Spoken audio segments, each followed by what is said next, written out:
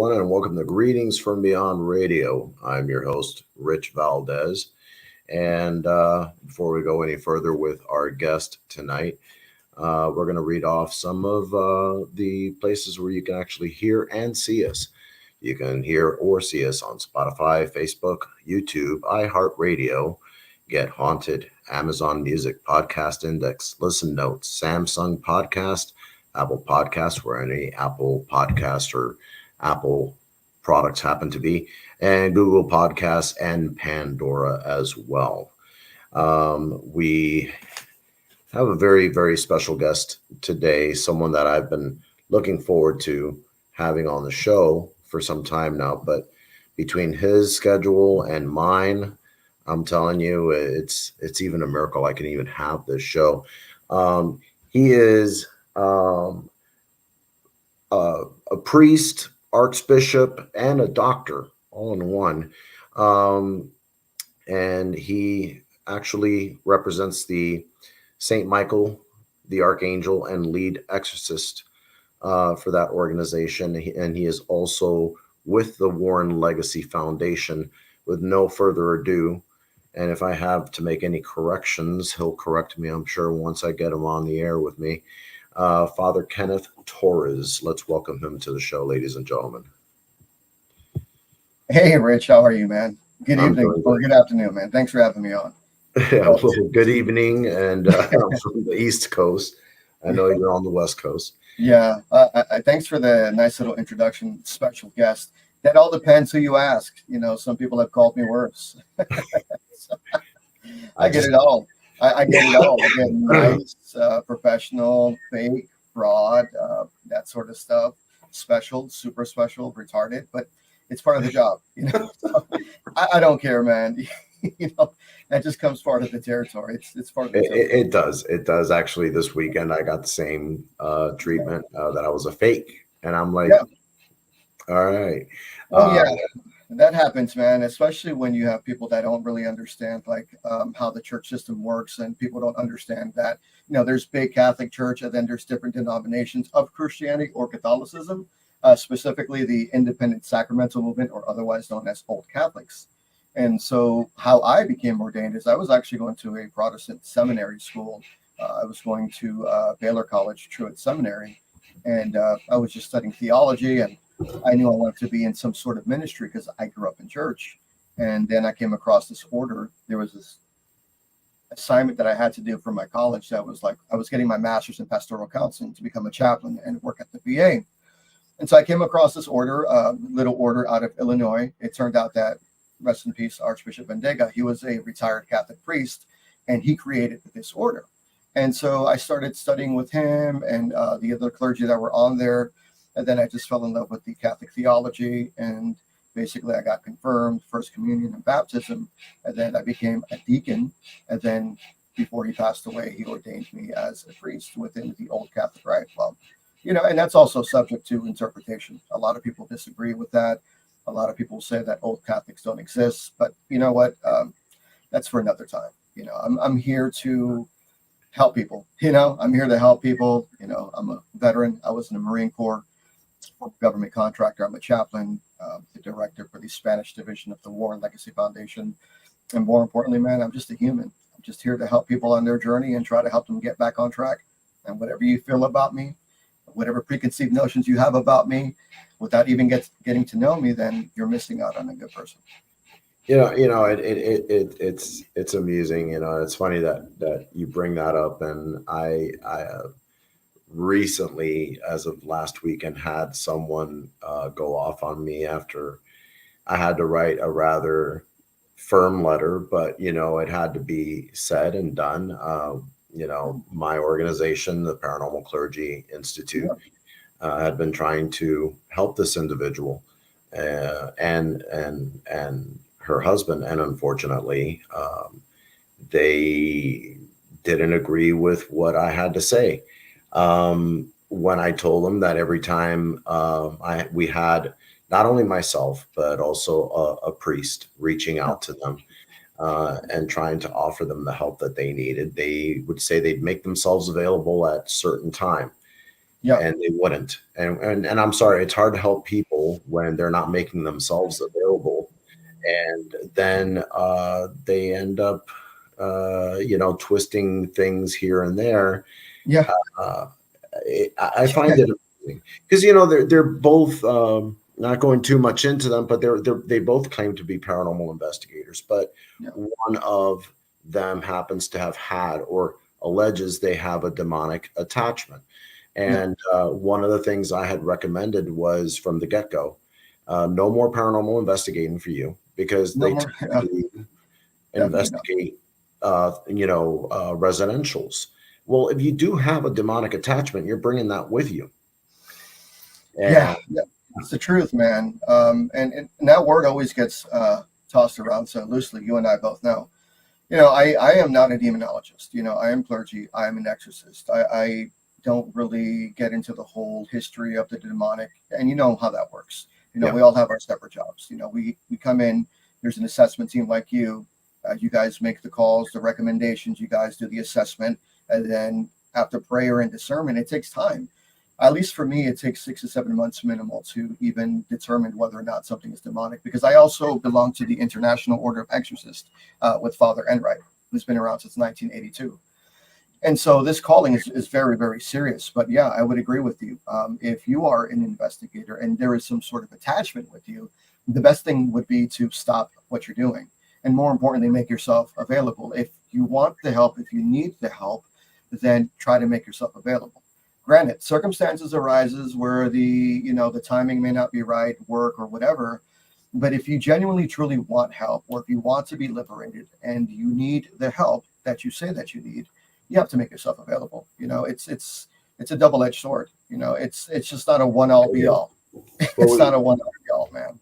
that was one of the things that I had informed them not once but twice, and they went ahead and went out and investigated anyways.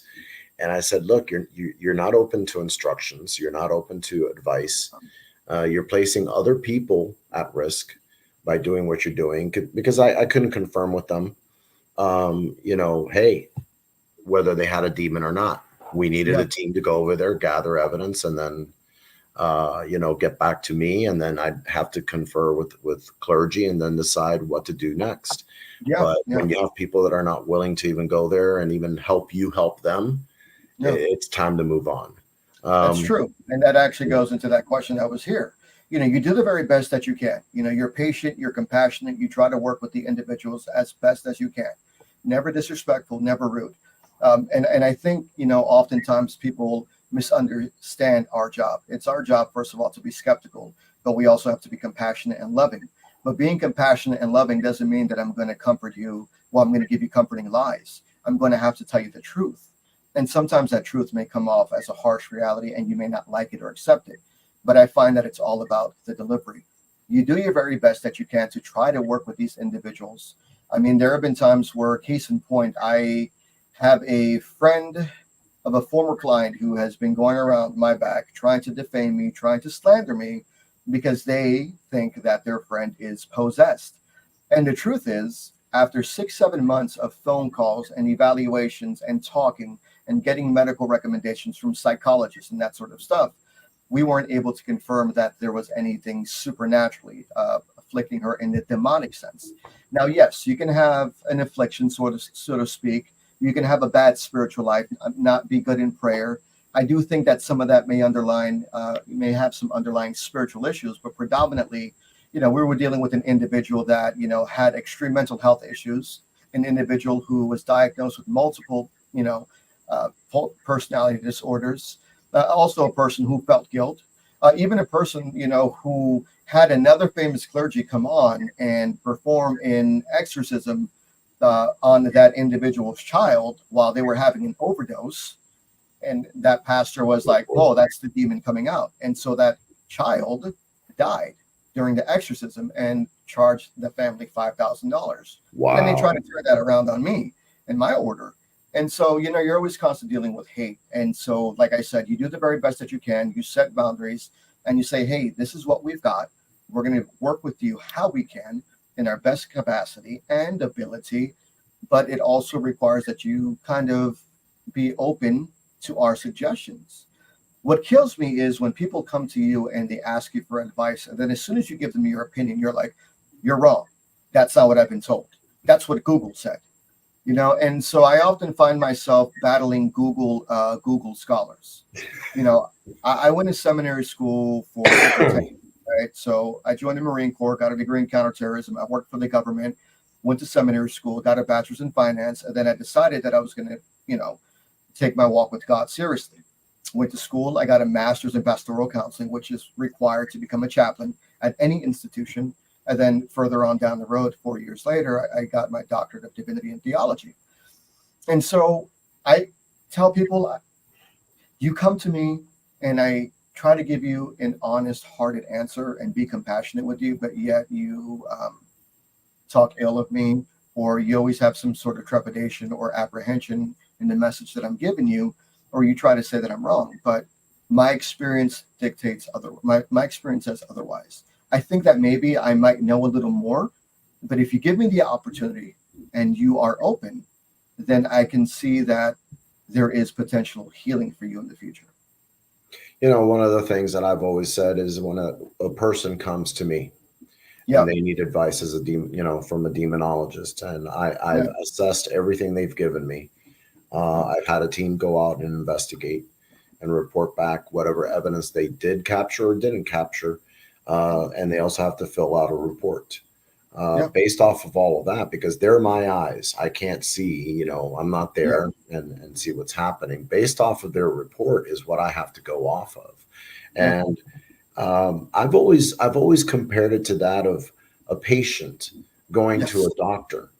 And they say they have a pain somewhere in their body. Well, the doctor says, well, look, we're going to have to test you for various things to see, because you have symptoms of what could be this, that, or whatever.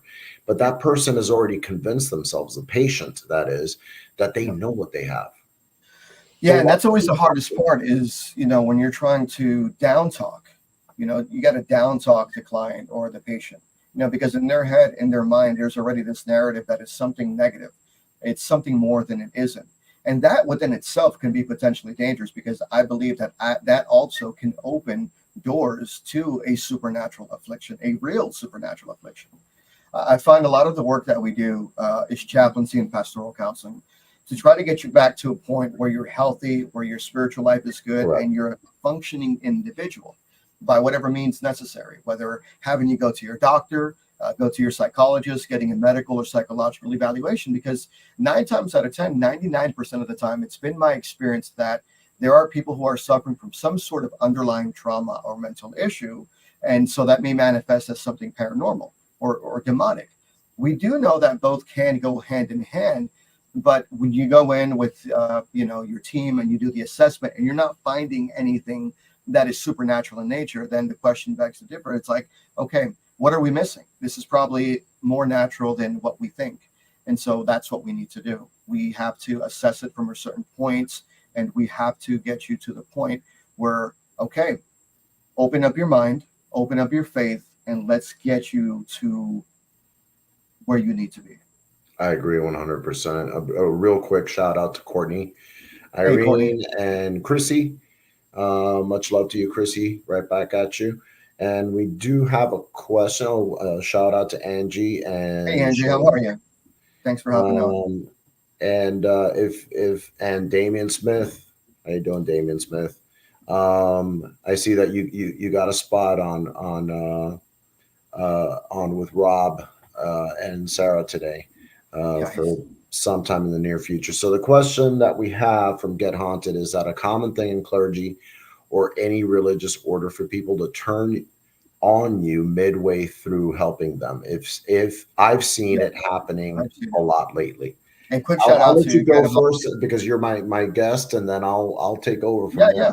Quick shout out to Get Haunted, to Rob and Sarah. Thank you for having me on the show as well. Yeah, so it is a common thing. It is a common thing for clergy or sometimes a religious order to get turned away halfway through. And the reason why that happens is because people are looking for a quick fix. People are looking for us to confirm their allegations. And that's not what I do. A very common phrase that I use, I tell people, I believe when you tell me that you are experiencing these things. That's my line. That's it. It's very open-ended. I believe when you tell me that you are experiencing these things, but let me try to do my assessment to help rule out anything other that might be going on. And so the problem lies is Google education, YouTube education. Another common thing is that I see is a lot of people who are afflicted or think that they are afflicted are friends with a lot of other clergy, and everyone's an exorcist. And I hate saying that term because that's not something I talk about on social media. I don't like using that word. I'm a chaplain. I do pastoral counseling. I'm a board certified mental health coach with over 600 hours of training in the coaching side. And so I hate using the term exorcist because then you get lumped into some other group. And I just don't like that because in this preconceived notions, when like you and I and Bishop Long and several other people are true professionals who have gone to school, then we find ourselves, trying to survive and not drown in that sea of fake book clergy. And I call it fake book clergy because it's very common. And so, yes, it does happen. So the issue is when you are coaching, you're counseling, right? They don't like what you have to hear. And so they get upset because they want you to confirm immediately that something is going on. I cannot ethically confirm whether or not there's something going on when there is no evidence to suggest that there's something even supernatural going on. And anyone who says, well, I feel that there's a demon on you because the Holy Spirit is on me, how do you know that? How do you know that? How do you not know that that's not the devil lying to you? Or you cannot go up just based on a feeling or an emotion. Well, hey, I have a feeling that maybe you have cancer. I just know it because I feel it because God told me. You get the examination, there's nothing wrong with you. So what you've done now is you've created another layer of stress and anxiety to that individual or to the family, which can actually lead to something much more severe. Case in point, we had a case several years ago where this family reached out to us and they had a paranormal group come out to their home. And this group had a psychic that took a certification test the week before online, paid to become a psychic, goes to the family's home, and the psychic tells the family, you have 72 legions of demons. Well, the family called us on behalf. They contacted the War and Legacy Foundation. They contacted us because they know that that individual, their son, was suffering from schizophrenia, right? Multiple personality disorders, right? And so they were calling us and asking for our help just for some comfort to him. And so we do the phone call, we get the interview done. And then it's like, okay, right now we don't have enough to go on, but we'd like to set up another interview. And we're going to have our psychologist with us. A few weeks goes by and we don't hear from the family. Finally, the family reaches out. I'm like, hey, God bless. How are you doing? How can we help? Let's go ahead and get this ball going.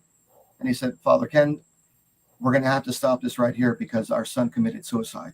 He left a death note saying that I'm taking my life because the psychic told me that I had 72 legions of demons inside of me. And that right there, folks, is the problem.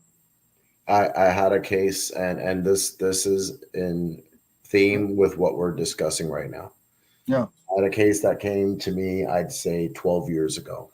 It's 12 years now, thinking back. Yeah. And it was a colleague that worked closely with John Zaffis, John. And yes. And she said, Rich, I need you to look into a case. And I said, well, give me the details. This is what happened. A team was called out, a paranormal team. They had only been around for 7 months, give or take. And they told this family and this 15-year-old girl that she was demonically possessed. Oh. They investigated. They said that she was demonically possessed.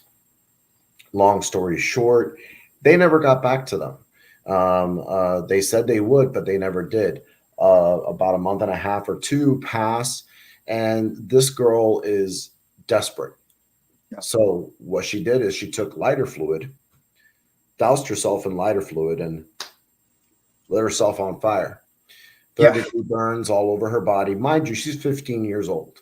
Hormones. She is on life support. And the problem here is that unfortunately, since this team never got back to them, and this girl was influenced by what they said, Yeah.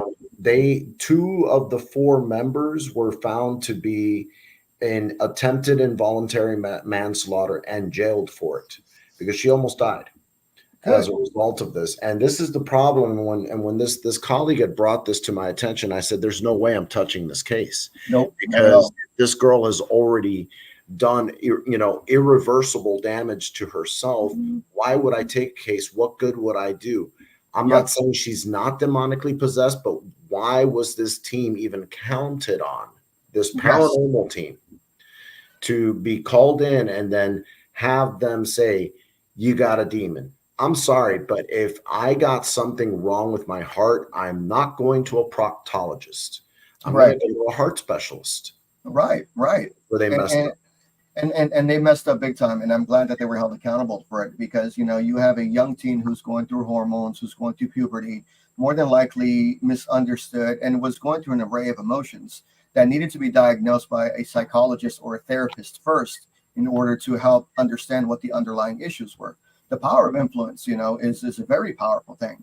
you know it's a very serious thing when a family calls you. Everything that I say, everything that I do, I take accountability for my actions, and we're responsible for their lives, and we're responsible for their well-being once we decide that we are going to work with them.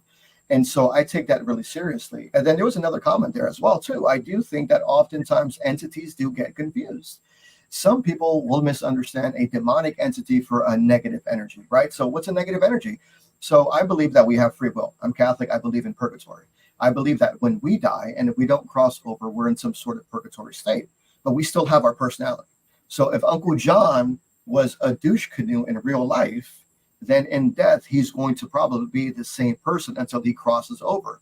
So if he was mean and he was rude and he was condescending and he was one of those persons that was very abusive, then his spirit, that spirituality, that mindset is still going to stay the same until they can cross over. And so oftentimes I think people confuse negative energy with demonic.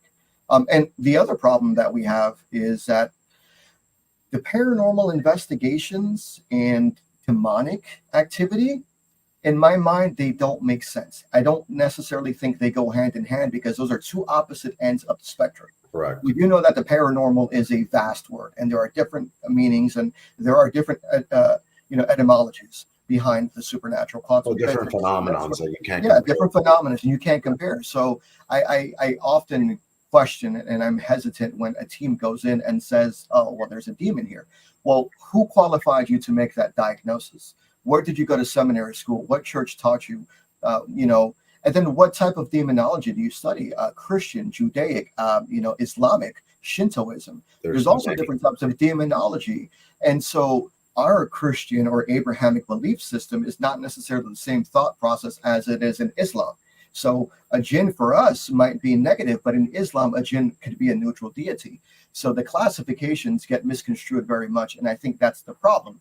Second, and therefore, you have teams that watch all of these shows and buy the equipment, and yet when they are confronted with something that is beyond their experience, that's when they fall, and that's when they shutter down, and they're like, "Holy crap, we've got something that we're dealing with that we don't know how to deal." And so, you need to look for a team that has experience, a team that knows how to give you solutions, not just say, "Well, this piece of equipment said there's something here, confirmed with this piece of equipment." Okay, great. The equipment says this, but what are you going to do for me? We called you to help us out, not just confirm the activity, but what are you going to do to help us out? Now, it's a different thing doing a residential investigation than urban explorations. I often find that doing urban explorations and going to haunted buildings and doing events could be a That's good way to understand your equipment and learn how to teach people how to properly communicate and maybe ground yourself, and it could be done in a scientific, non-religious way. But when it comes to residential, you're dealing with the social dynamics of the family. You're dealing with psychology. You're dealing with sociology. You're dealing with pathological behaviors. You're dealing with different mindsets. You're dealing with different maturity levels. Yeah. And if you don't take all of those into effect, then you're probably not going to be an effective residential investigator. Agreed. Yeah. I often find that there are just way too many. Well, much like this statement right here, that was up on the screen, and people like Yeah. to be Google warriors and label things they see just because the internet said so, or these power shows they watch said so. That's the problem today. No. That being said, you know, being from both sides of the spectrum, Yeah. I've investigated the paranormal for 40 years. I've done theological studies to be a demonologist and recognized by not one but two churches as a Yeah. demonologist. I know what to look for, Yeah. and you know, you need to learn that when you're applying the paranormal, you need to know the scientific methodologies by which you are using these equipment in order to Yeah. find evidence of the paranormal, like electronic voice Yeah. phenomenon, which is EVPs, EMF. You know, uh, there's so many methods nowadays, but people don't know the scientific methodology behind it. They just like to see the lights, you Yeah. know, light up, and ooh, there must be something here. And now the big thing is apps that you can download on your phone. Yeah. I'm sorry, but no, I'm very skeptical when it comes to that I am too. too. But I will tell you this though. At least I know with the iPhone, like I've tinkered with these apps to see how consistent they are. And there's only been one time where my app has told me one thing, and it's been not necessarily confirmed, but it seems to be in alignment with what the equipment is saying. But at the same time, as human beings, we understand we need to realize. Sorry, I have a traumatic brain injury from the Marine Corps. We need to understand that even our own energy can manifest and influence these equipments themselves, right? So it's not just exterior or supernatural. Ourselves, our own beings, our own kinetic energy, our own energy that we give off from our bodies, our own intention can also potentially make this equipment go off and maybe give us a name that we were thinking about. It's more than, you know, I'm not, you know, going to dismiss that possibility. Yeah. The thing is that knowing these apps and how they work, Yeah. and having spoken to the ITT individuals that have actually created these apps, they Yeah. load it up with thousands Oh, and thousands of words. okay. And usually they have certain keywords that will always pop out no matter what the app is. But usually the words are demon, get out, Oh, yeah. you know, stuff like that. And we Just have to be mindful that is also influential in what's going on during that investigation, which, you know, people say, well, how about the ghost box? And I said, I'd trust a ghost box before I'd trust an app, because at least a ghost box is going through all the stations at the same Yeah. time. Yeah. Yeah. See, And I'm not so much of an equipment guy. I've got a couple of different pieces of equipment. I'm not so much of an equipment guy. And so, like, I talk to other people and I learn, like, Bill Slevin is a good guy, and some of my other guys, they're good with equipment. I tinker with it. I have them here at home, but more of my stuff is that's why I have a team. That's why we have members with different gifts and different abilities that understand this equipment. And then for me, I just do the natural approach. I talk to people. I look for signs. You're trained to look for certain isms, right? of course, Yeah, and so that's more my thing. But obviously, I have to confirm it with some equipment, and I just can't go off of my gut instinct. hello, Jenny Davis. Hello Hey, Jenny. to uh, there was someone else. There's Leanne. Hi, Leanne. Welcome to the show. Um, you know, there's been so many. Oh my gosh. If I had a penny for every time that I had someone literally come at me saying, no, no, no, no, no, you're wrong. I'm like, well, everyone's entitled to their own opinion, but if you don't want my opinion, then I'll just keep it to myself. I've always been one person that has been open to, you know, listening to other people's opinions, but prove that to me, and Yes. then we'll go from there, and let's discuss, you Yeah. know, okay, what's your theory, and as opposed Yeah. to my theory, and then go from there. But there's so many people nowadays that have already made up their mind before you even get to the evidence Yeah. as to what is going on, that why even bother. So I've gotten to the point to where I just go like this. I'm like, okay, Yeah. all No. right, So that's where I'm at right now. I've been focusing on my family. I've been focusing on my other ministries because I do a lot of veterans outreach. I'm a chaplain for my Knights of Columbus Council, so doing food bank drives and scholarships for kids. So I've kind of stayed away, like the last 2 months or so from that ministry, so to speak.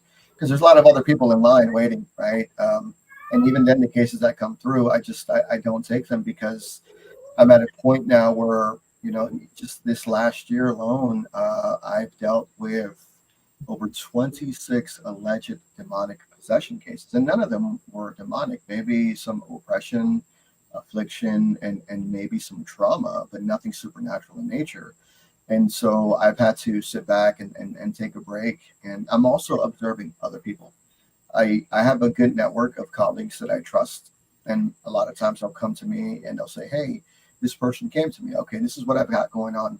Every time I make a report, I give a non-medical opinion, right? I can't do a diagnosis because I'm not a psychologist. I can't do that. But as a board certified mental health coach, I can make an analysis and give an opinion of what I think might be going on and the referral process, which helps hand in hand. And so oftentimes people come to me for those opinions, and that's what I've been doing. I just sit back behind the scenes, or sometimes I'll watch a video and say, hey, look, I reviewed the case that you sent me. I don't think there's anything going on. Here are my recommendations. Here are my notes. Take them, do with them as you want. But as far as I'm concerned, my hands are washed. There is nothing supernatural on my end. And whatever they do after that, it is completely up to them. I agree. Yeah. Jen, if you wouldn't mind putting that up again with Leanne and what she had to say, which I agree with. Good open conversation are good to have. We are always learning. And I'll even infuse, we are always learning. Yeah, I don't know everything, man. I don't have all the answers, and I don't pretend. And that's why it's always good to surround yourself with people who are positive and like-minded. Great conversations, lead to learning. Because if you have a linear mindset and you're stuck with one narrative, then you're inhibiting your mental growth. And it's important that you learn and have respectful conversations because you might learn something. And the truth is, we're not always going to agree, and that's okay. Because if we all agreed, we'd all be robots and we'd be doing the same thing over and over again. So when someone says, oh, I'm always going to agree with that opinion, well, not necessarily. I mean, give yourself some aptitude and inclination to open up a little bit and learn. But, there are going to be times, where you're going to have agreements, and there's going to be times where you're going to be like, hey, you know what? I don't necessarily agree with that, and here's why. But it can be done respectfully, which is why you see doctors, telling patients getting another opinion. Get another opinion. I tell people, if you don't like what I'm saying, what I'm telling you, I implore you to go ahead and get a second opinion or a third opinion. And, knock on wood, thank God, those other opinions have come back conclusive with my original analysis. Well, I got a question for you. How many exorcisms have you performed, and how many have you been involved in helping others? So I have been involved in my own exorcisms. I've got 4 documented exorcisms that I've done, and then I've helped out with 5 other exorcisms from my previous Archbishop and other clergy members that have invited me. So yeah, I'm still new to this. I've been doing this, only 4 years now. So I don't have experience in that sense. I don't pretend to, nothing like Bishop Long. Bishop Long is actually one of the reasons why I decided to become clergy years ago when I saw him on a show in 2006. But I didn't realize it was going to be this route. And so, yeah, altogether 8 cases. And those 4 exorcism cases one of them was pretty bad to where, there was levitation and there was changing of eye color and there was information exchanged about me and my significant other and things that I've never told anybody. So, that was an awakening right there. And yeah, as a human being, you're going to have a little trepidation. It's going to be a little nerve-wracking. And the human side of you obviously is going to be a little afraid. But you realize that you're doing it in the name of God, and it's not you doing it, it's the authority that's coming through you. And all of those things are just mind tricks, of the enemy to try to scare you and sidetrack you. Hello to Deborah from the Paranormal Clergy. Thank you for joining us. And I do want to say something before we go to Damien's question. Who inspired you, having been in the military and after getting out of the military due to your brain injury, but who inspired you to go into clergy in the first place? So it was my pastor, my very first pastor growing up, Pastor Reverendo de Jesus, Protestant Pentecostal pastor. I mean, the guy spoke in Holy Ghost fire. I was in deliverance ministry from 11 years old to 14 years old. I saw the power and the anointing that God had on him, and I saw all the wonderful things that he did as a pastor, helping the community. And so he, Reverendo Santiago de Jesus, Puerto Rican guy, strict, firm, very loving and compassionate. And so he inspired me to go into ministry. However, I didn't realize that, my ministry was going to take me to the more apostolic side, the traditional side. And then, growing up, Ralph Sarchi, Mike Slerna, Bishop Long, obviously, when it came to the paranormal, the Warrens, and, Dave Giuliano, you actually, I saw you in your very first interview in 2010. I think maybe you were at that time, maybe the Sci-Fi Channel, but I know of you and I knew of you. So yeah, different influences growing up, but I would say the main reason why I came into ministry was my pastor growing up in church. And, I didn't plan on becoming this, this sort of clergy. I didn't plan on becoming a Catholic clergy in that sense. I was just going to become a regular, Protestant pastor, maybe at a Baptist or Pentecostal church, because that's what I identified with. But then as I studied the theology and I followed the apostolic churches, I felt that there was more structure, and it was much more aligned with my beliefs, especially with the sacrament. It's rudimentary in nature, but there's something intrinsically beautiful about the sacraments and the Mass and the Eucharist. And so that's what led me to this. I'd like to, if our producer could please put up the last question we had, I believe from Damien, if I'm not mistaken. Yes, there it is. How do you prepare for an exorcism? Do you take a few days or hours before you go? A little bit before you answer that, I know that for exorcists, there's fasting, there's meditation and prayer. Yeah. Long before, if you know ahead of time you're going in for an exorcism, and I know I've had to prepare a few times, not for exorcisms, but for deliverances. What do you do? Same thing. So depending when the exorcism is, I give myself literally maybe 1 to 2 weeks to prepare. And that is praying, fasting, putting myself in a state of grace, reading the ritual, meditation, abstaining from certain things, activities, because I'm married, discipline, that sort of stuff. I fast, I only eat certain foods, but more importantly, prayer, meditation, and reading the Bible, and asking God for discernment and guidance, and to keep me safe and my team. And so it's not just one of those things where, and that's something that I do every day. But I think also too, there's a minor deliverance, and the minor deliverance is kind of like when you have that attachment around you, right? Right. And you still prepare for that, you still pray for that. But an exorcism is when that demon is actually inside of the person. It's a lot more. That's a solemn rite. That is a solemn rite, a major rite. And that obviously is going to take a lot more time for being in a state of grace, because we're human and we're flawed and we make mistakes. To sit here and pretend that I live in a monastery 24 hours a day and that I sleep in this collar and that I bathe in this collar. No, I have my normal life. I have a family. I have, fur babies. I have my wife. I have other vocations. I have other ministries that I focus on. And I come across so many different people. And I also have to make sure that as I'm doing this, that anything or any attachments or anything that may have followed me home from my walk to Costco, I just got to make sure that I'm in the right mind frame, that God uses me, that it's Him, that He reminds me that it's not me that's doing this, but it is through His grace and through His power. And, I think, God has been good to me because I've already been to 2 different botanicas, and I went to 2 different botanicas. One of them was to actually get tamales from the lady who makes good tamales. And different parts of town, different owners, they've already told me, please get out the store, sacerdote, because Santa Muerte does not want you here.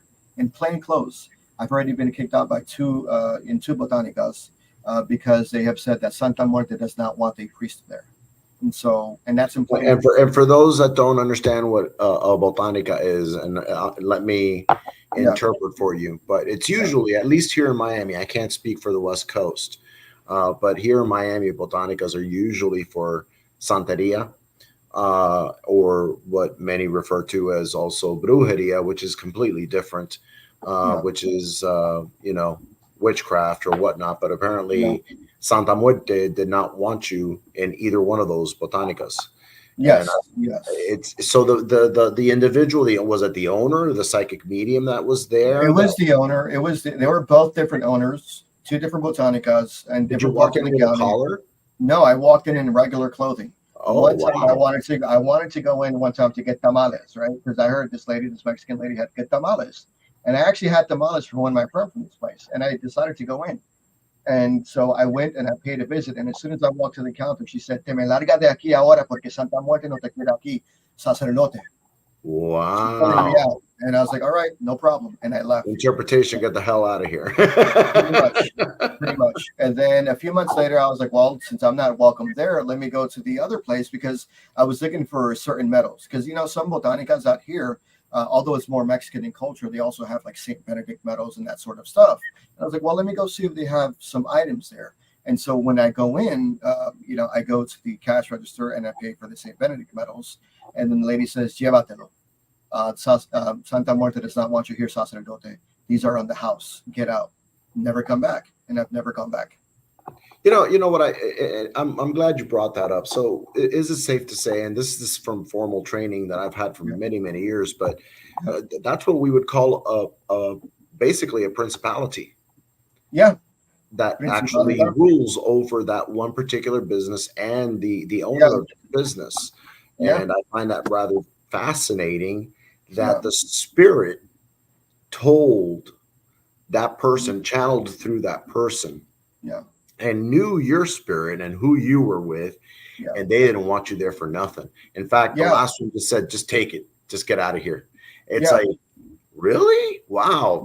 That's impressive. That is very impressive. You know what? And I don't take that for granted. And, and for me, because I struggle, right? I struggle every day on a day to day. I get the hate mail, I get the messages. Some are good, some are bad. And, and that was confirmation for me right there, that God letting me know I am on your side.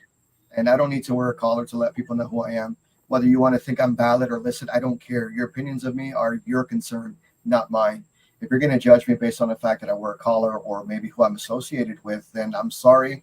I've never done anything wrong to you. And if I have, I apologize. But, you can't judge people based on that. But to me, that is a sign that God's grace is with me, whether you like me or not. Another question from Damien. Have you ever met anyone who needs an exorcism but refuse your help and carry on as normal? No, I have not met a person who needed an exorcism. I've heard of people, I've had colleagues that have had people that they know that to are be possessed, but you can't help them. If they don't want the help, you can't force it upon them. Now, I've come across people who need prayer, who are suffering, or maybe afflicted, not possessed, but afflicted in some sort of way, but they just like that. They like that feeling. They like that feeling of power and control. They like what that thing does to them, right? And so although they're suffering physically, mentally, financially, their family and their life is falling apart, they like that power. And so you can't forcefully do anything. You can just pray for them from a distance and say, hey, look, if you ever decide to change your mind, if you want to allow God to come into your life, and if you ever want me to pray for you, I'm here for you. But you can never, ever, ever, ever force anybody to do an exorcism. And if you do, that is unethical, and you are probably not the right person to be doing this calling. Yeah, and Jen, please keep these questions coming. You may have to go back to them, so please keep them in there. I want to throw something in that happened to a colleague of mine that works for the Paranormal Clergy Institute, and there was a case that we sent her and her team to do, and it had gotten worse as time went by, and it just had all of those symptoms of some kind of demonic influence, which is very far and few between, very, very, very rare. And I grew very concerned. So I told my colleague, and I said, is there a way that we can actually set up a StreamYard just like this, so we can record this? And I'm just going to be Rich Valdez. I was not going to have my title, Demonologist Rich Valdez, and she was going to have, it was just going to be Rich Valdez and my colleague, and then her name as well. And she actually passed me off as being one of her team members, but what I was really there as in the capacity of was as a demonologist. And as you know, the job of a demonologist is to go in and test to see if there's something demonic, and then we report back to clergy, and then clergy takes over. So I went ahead and I said, after listening to her harrowing, experiences and everything, because we always have to, the one thing that Bishop Long taught me a long, long time ago is, Rich, we must always have pastoral heart. So I sat there and I listened for a good 30 minutes. And I told the client, ma'am, would you mind if we did a little prayer? And she was like, oh yeah, I'd love to do a prayer. And one of my favorite prayers, and one of the ones that I've used many, many times in deliverance, is Psalms 23. Yeah. And I started and I said, I'll start, you repeat after me. Yeah. And right there on video, and I don't think the colleague of mine had ever seen this before. And I told her, I tried to prepare her ahead of time. We may get a reaction from what's within her or around her. And she said, oh, I'm fine. Well, lo and behold, as we started going on and we got past the first paragraph, once we got into the second paragraph, she was like, you could tell the demon was coming through. And you see, this is a testament for both you and I, and for people that are watching right now. All of a sudden, they were distracted. They couldn't remember the words I had just finished saying seconds ago. And she looked like this, and then looked back at the screen, and all you saw was black. Her eyes went completely. The white was gone. And she was like, I don't understand. Can you say that again? And I'll try. And I think we got to maybe halfway through the third paragraph. And then she was like, stumbling over her own words. And I said, if you want to stop, we can stop. Let me finish the prayer, and I'll finish the prayer. And I did. But apparently that entity was still with her. So I did this. I'm recreating. Yeah. I sat back like this, actually like this. Okay. Now, to look at me sitting like this, what does that look like to you? That's what Jesus did on the crucifix. That's how he was. Yeah. Out. And she said, she immediately interrupted, and she said, why are you sitting like that? She was all mad, and her eyes got black again. I said, what do you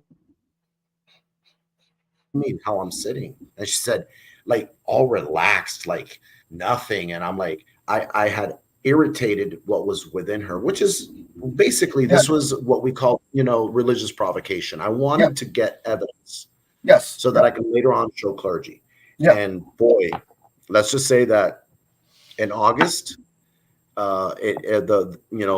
deliverance begins. I'm not going to be there because it's in Illinois, but one of our clergy members is going to be going there to do the solemn rite of exorcism. What was that noise? Oh, it's your cat. And your cat. It sounded like a door creaked open. No, very similar story. My very first exorcism was about 4 years ago, and we were helping out this young girl in the UK. It was during the pandemic, so we had a team there virtually, and we had a team there physically, and we were here virtually, myself and other clergy. We couldn't be there. So the reason this case came to us is because this individual had actually called the church, and the church confirmed that yes, indeed, there was some sort of demonic possession taking place. And so 2 priests came into this girl, and those 2 priests were tossed across the room, and their ribs were broken. They never came back. They left the girl hanging. And so we were able to talk to the team. The family reached out to us. This was actually during the War and Legacy Foundation.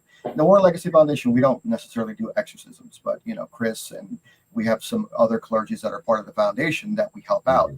And so this was kind of just like one of those things where we were just going to go in and meet her virtually. The team was there, and we wanted to pray for her.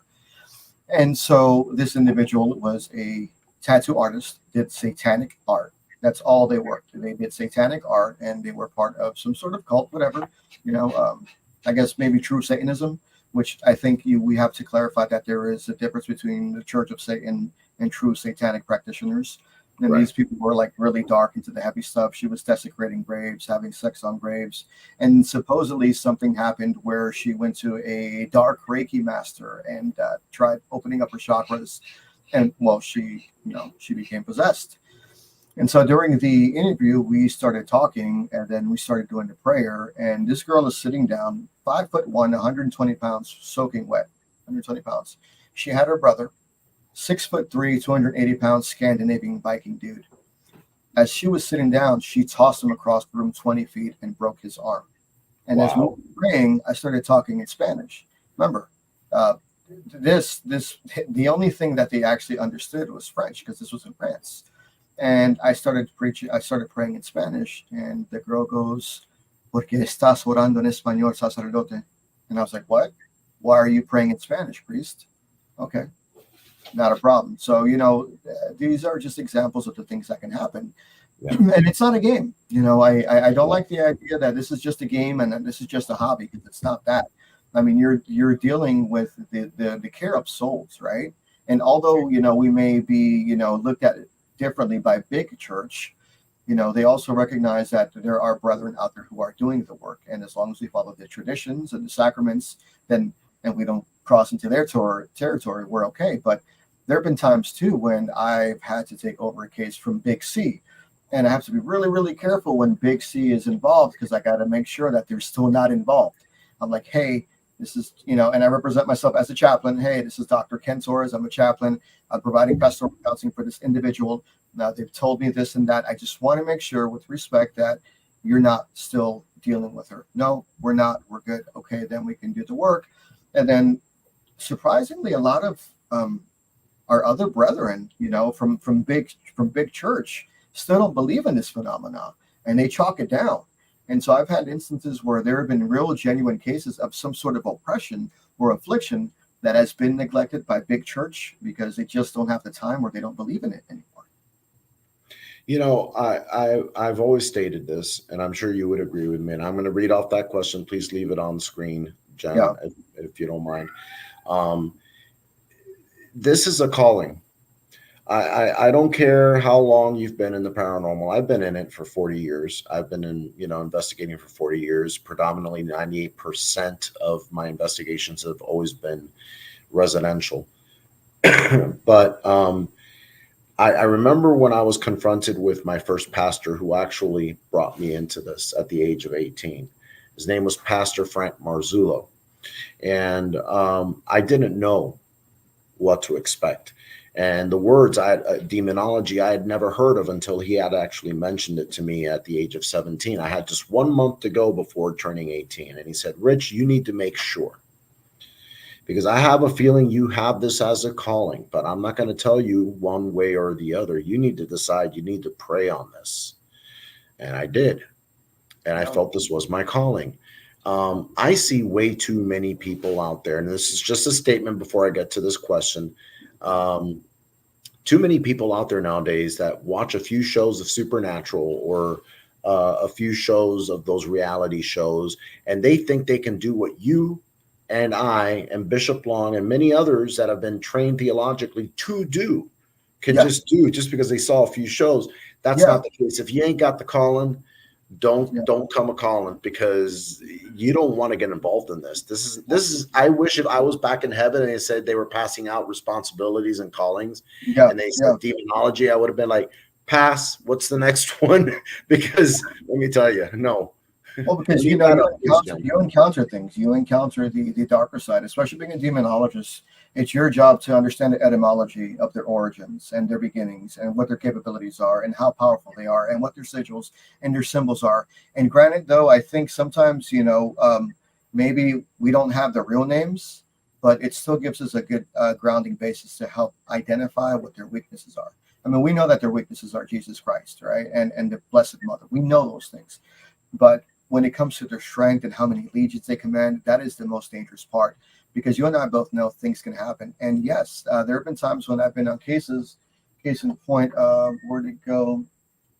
I was working on an exorcism case, and I was doing the intake. And then this little cross that I have right here was on my altar. And then next thing I know, I walk out from the bathroom and I come back and it's sitting on top of my desk. standing up. There's no way that this can stand up by itself. It falls over. It stood up for a few seconds and it dropped. And then, there's been things that were in the house, they've caught on fire, or all my dogs have gotten seizures at the same time. I've been personally attacked to where I got a really bad stomach infection last year, and I had to get gastric sleeve surgery to remove 75% of my stomach because I was having problems.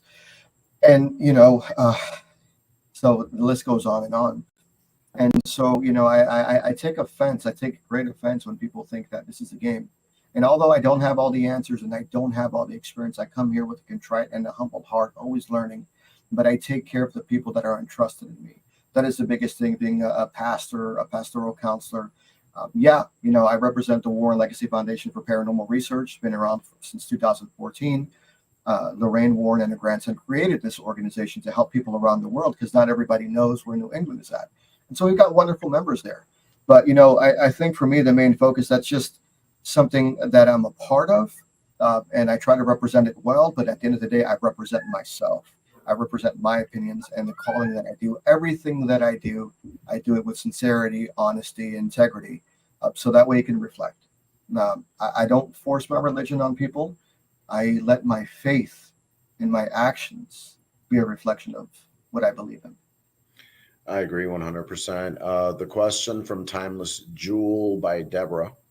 Have you ever had things happen before taking a case, like tire blowing out, car not starting, and bad dreams?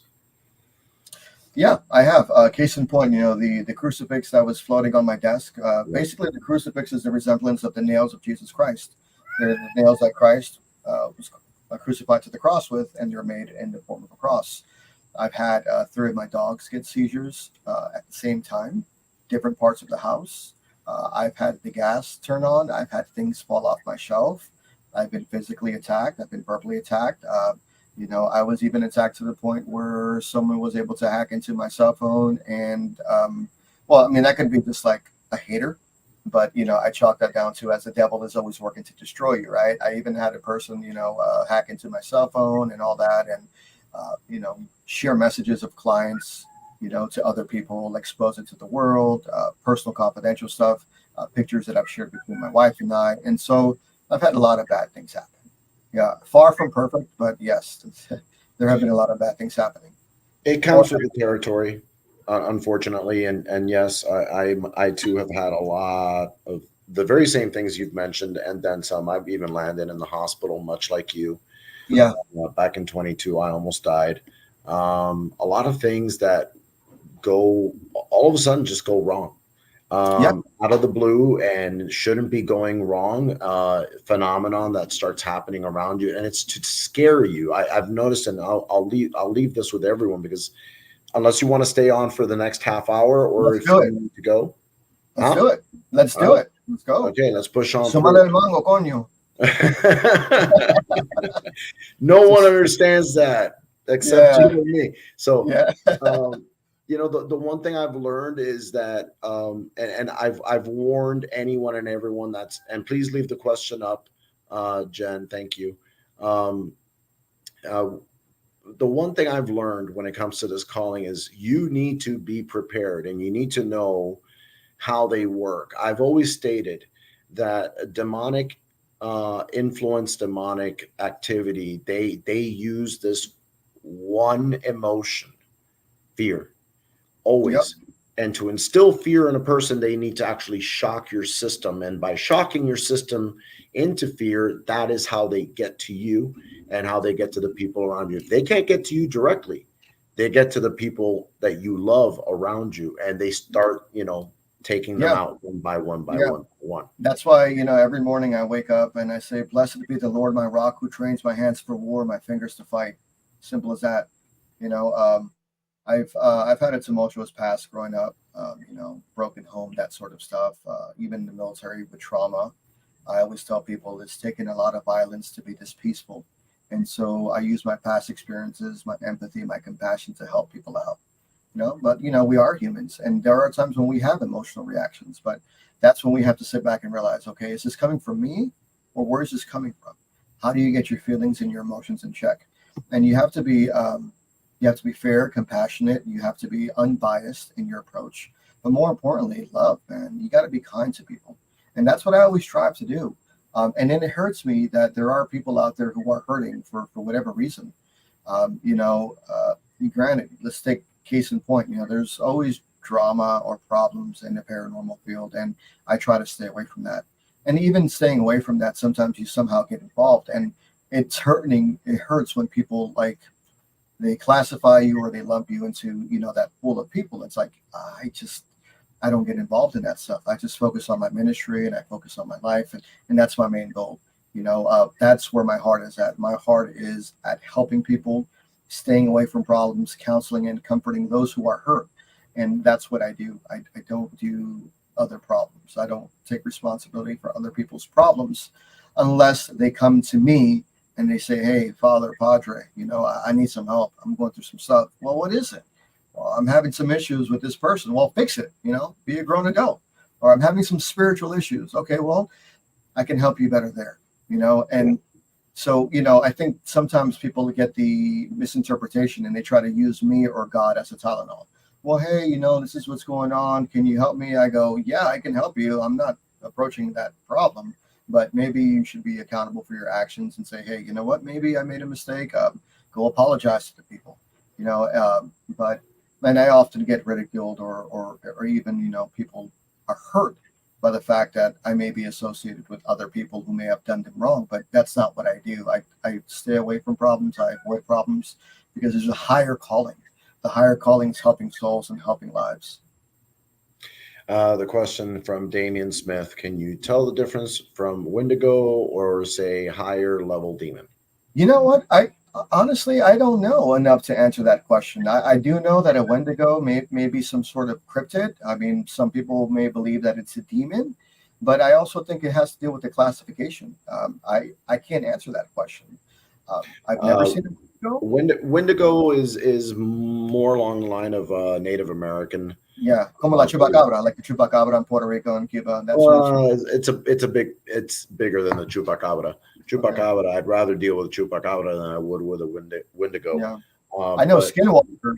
I think Skinwalker. Now, I understand that there are Skinwalkers out there, and Skinwalkers are different according to Native American beliefs. And those people who are alleged to be Skinwalkers have actually had to make some sort of sacrifice or maybe a ritual to take someone's life in order to have this power.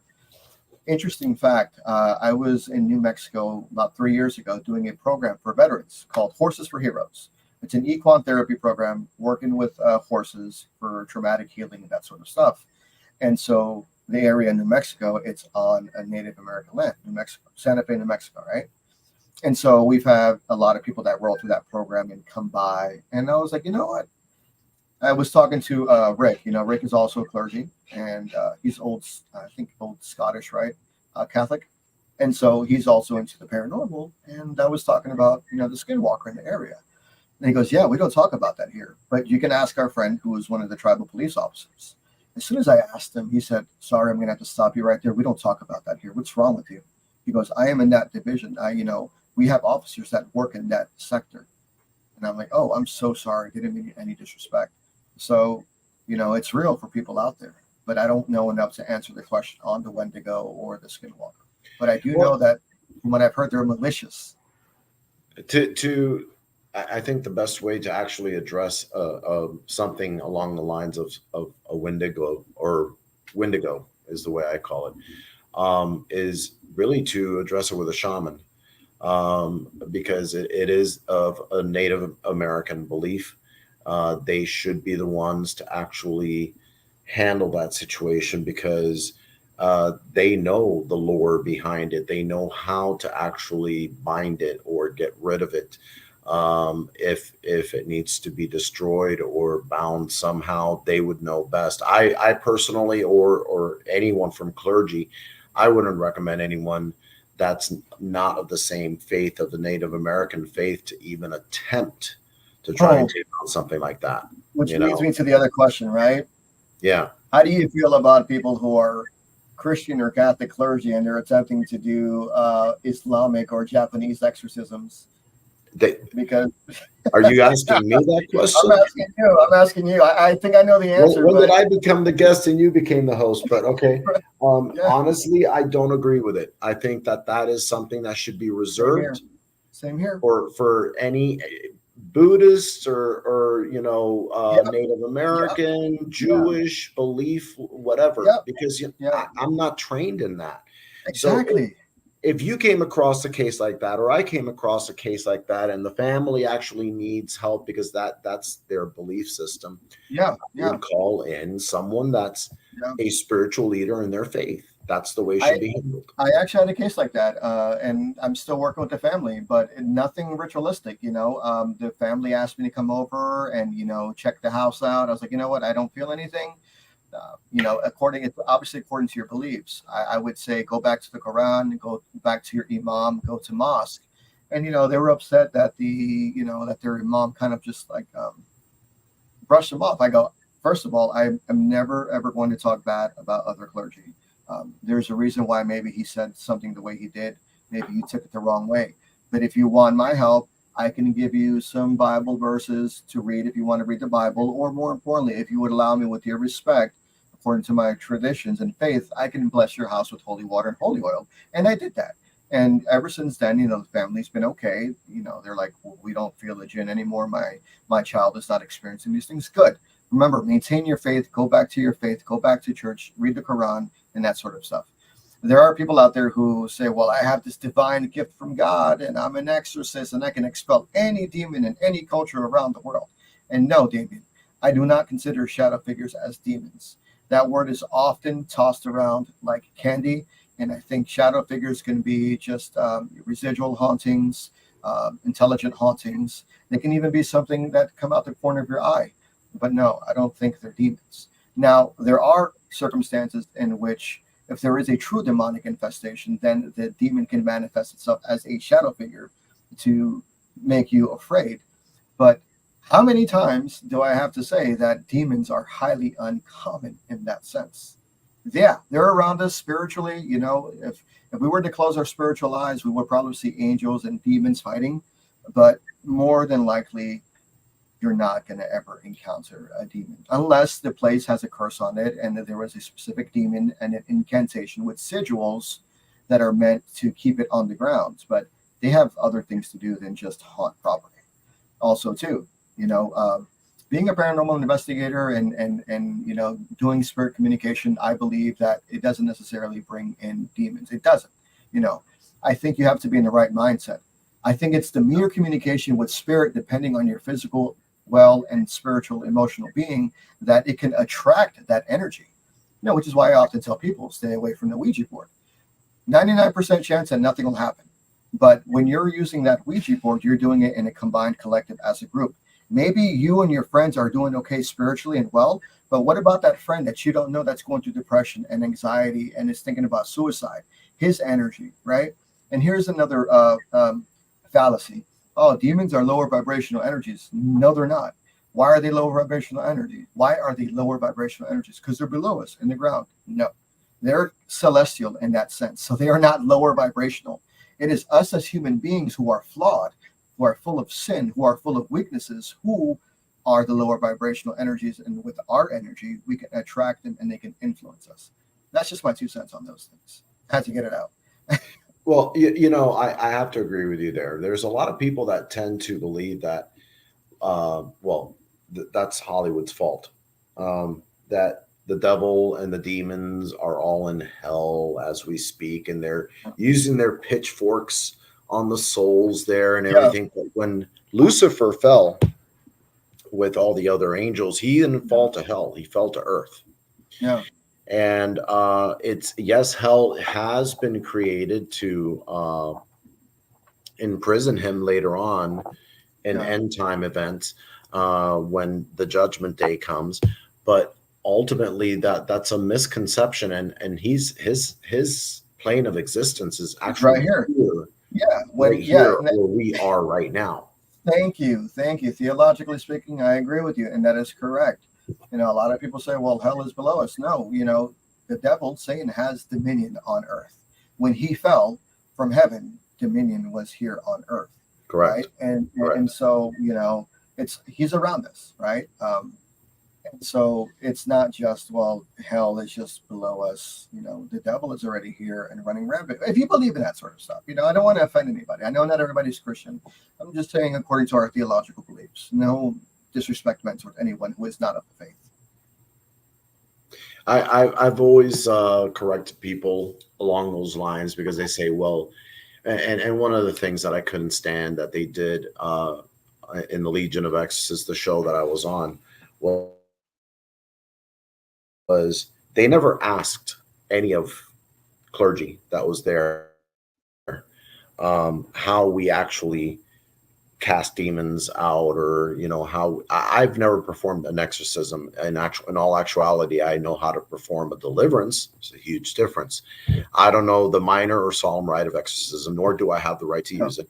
But when I cast something out, it's not me.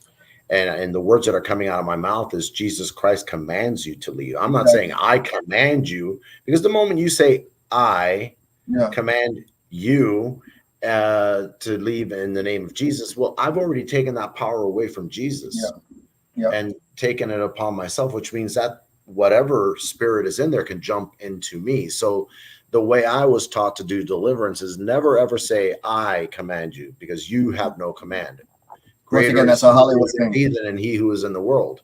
So everyone's getting schooled tonight. I kind of feel everyone should be sitting there like this, prim and proper, listening to what you and I are saying. But I'm hoping people are laid back, relaxed, and going. Yeah, I mean, it's a relaxing conversation. It's supposed to be enlightening, and more importantly, there's a satanic panic, and not everything is demonic, right? Exactly.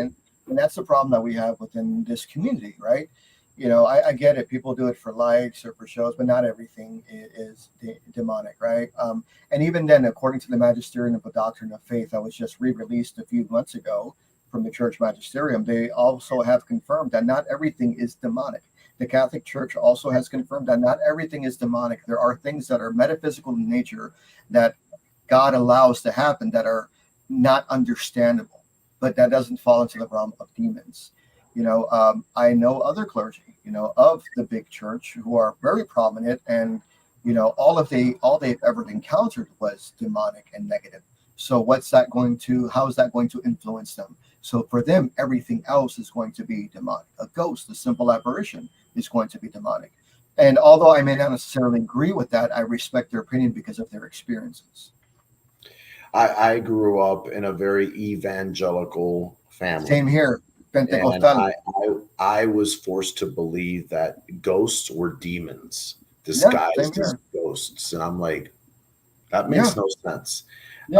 And then I started doing my own research and started discovering that there's no truth to this. This is just evangelism nowadays that would want you to think everything is the devil. That's not the case. Sometimes it's us. Sometimes we create our own devils. We create our own demons. We create our own devils. Exactly. We create our own demons. We have free will. That's the one thing that I can take from my faith and say that you and me and everybody listening to us right now, we all have free will. And sometimes that free will leads us astray. Yeah. It really is. Yeah, because we are flawed. We are imperfectly perfect in the eyes of God, and we allow these tribulations to happen, these trials. God allows these things to happen. Well, Padre, if God loves me, then why did he allow this to happen? Well, that's the proverbial question, right? It's called ontology, I think, the belief of the existence of God, right? God loves me, why does he allow these things to happen? I tell people, think of God as a parent. If God is always intervening, we're never going to learn anything. If God is always intervening, if your parent is always intervening with you as a child, you're never going to learn from your mistakes. You're never going to grow. You're never going to mature. And then also, too, it's up to us. God is around us everywhere we go. Well, God didn't heal me from cancer. Maybe he probably did, because you went to that oncologist, and that oncologist is the best oncologist in the nation, and you didn't have to do anything. Well, I have a mental illness. God didn't heal me. Well, you have a psychiatrist and a therapist that's helping you and guiding you and helping you understand how your brain waves work, and you're on medication. It may not be the solution that you want, but it's a way to recovery. So God works in mysterious ways. I think the everybody wants a supernatural response, and I think in a sense that they are. I believe in doctors. I believe in therapists. I believe in medicine. I believe in education. I believe in history. And Even I think these are, science. and even science, and even theology, considered to be the mother of all sciences, has given humanity art, science, music, right? Some great scholars were priests from the church, and so God is always working in ways that we don't think. Just have to open your eyes and see that it's probably not going to be the supernatural response. I think people want God to come down and put their hand on him and say, hey, you're healed. Yes, it could happen. Miracles happen all the time. The fact that you and I are here right now talking right now is a miracle. The fact that we wake up every day, and have breath in our lungs, that's a miracle. The Yeah. fact that we get to communicate with our friends and go out and do wonderful things, those are miracles. Those are cherished moments in life. So you have to look for the good in everything. And we need to stop having these expectations of God that if it's not a supernatural response, then it's not going to be, it's not going to be worth it to me. No, it doesn't work like that. Yeah, unfortunately, there's a lot of people out there that seem to think that, well, then why did he allow that baby to die? Why did he allow cancer to happen to this very, very Yeah. nice person? Why did all this happen? Oftentimes, and I had a friend many years ago that became very bitter towards God because his daughter was born without certain valves. She had a a deformity that didn't allow her to actually live longer than a week and a half.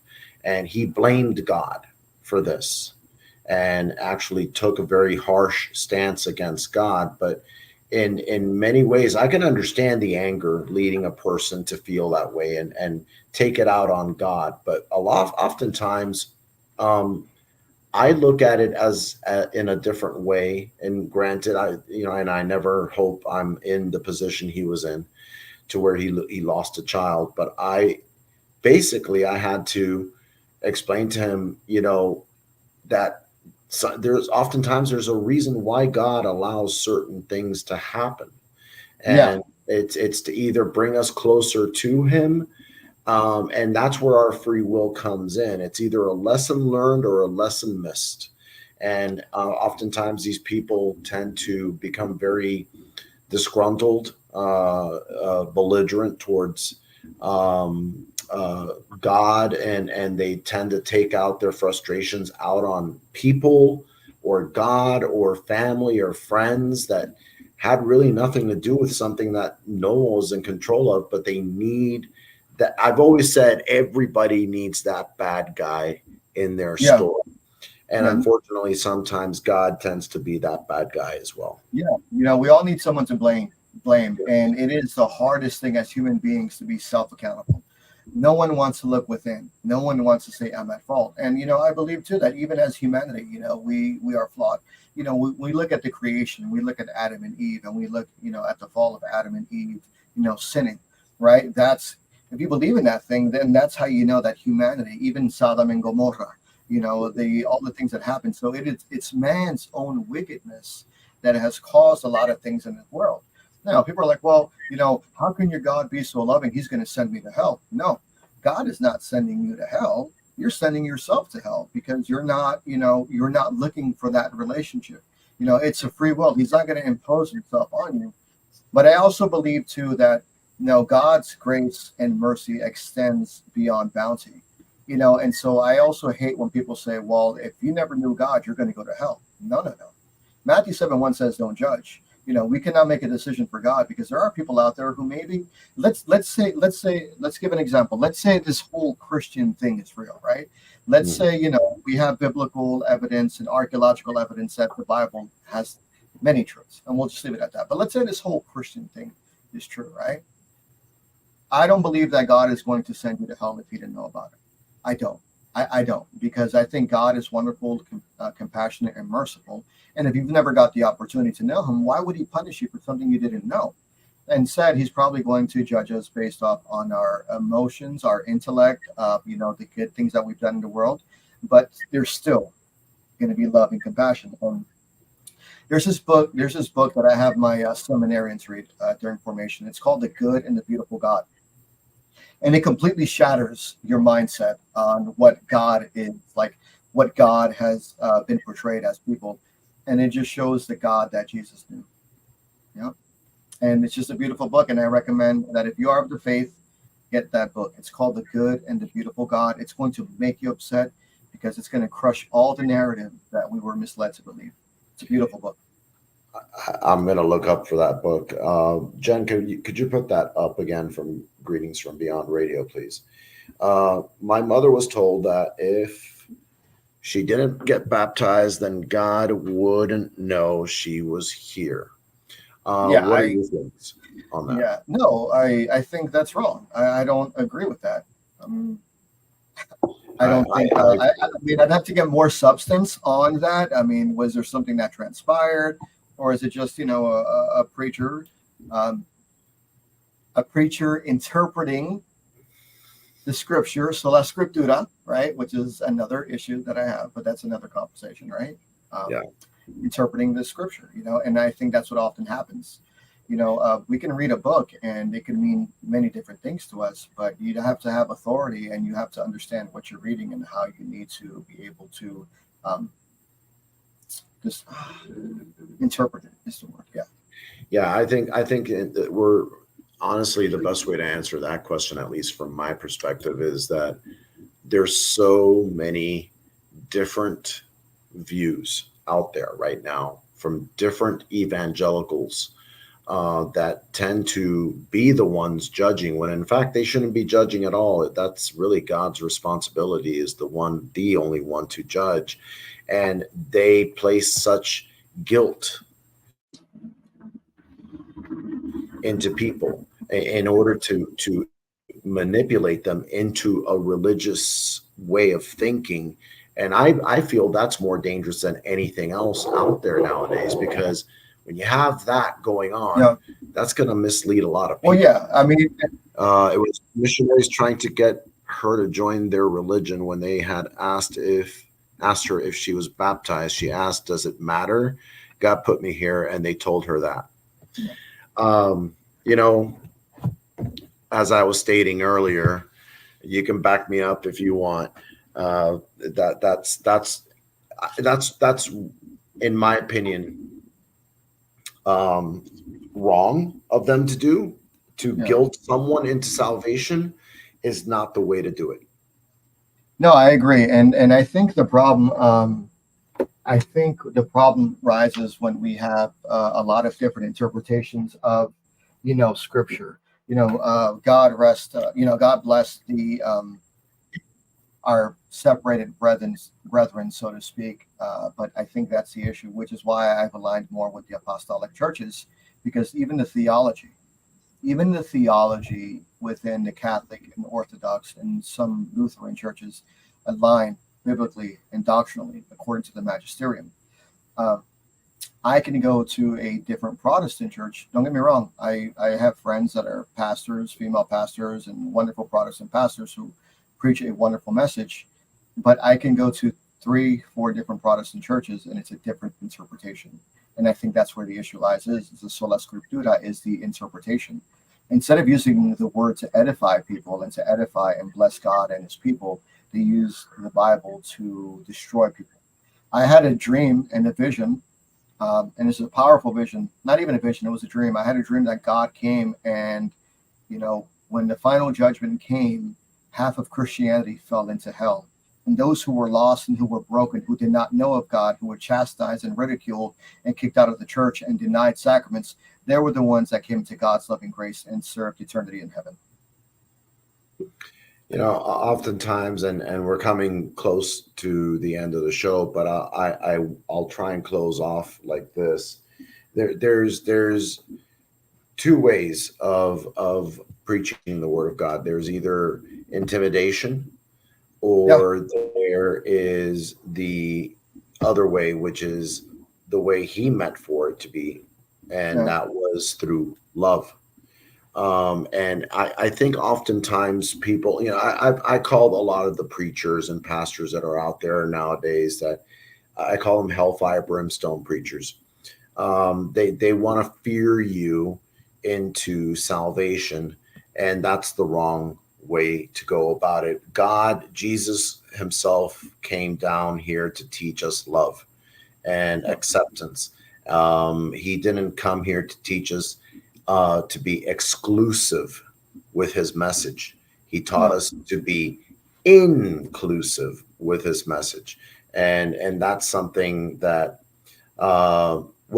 actually it's more than 26 books, Damien, with all due respect, that have been removed Well, from we the have the Bible. Apocrypha, and then we have like the Book of Maccabees, and that's the thing too. The Protestant Church, like Baptist, Pentecostal, they use a certain version of the Bible. As Yeah.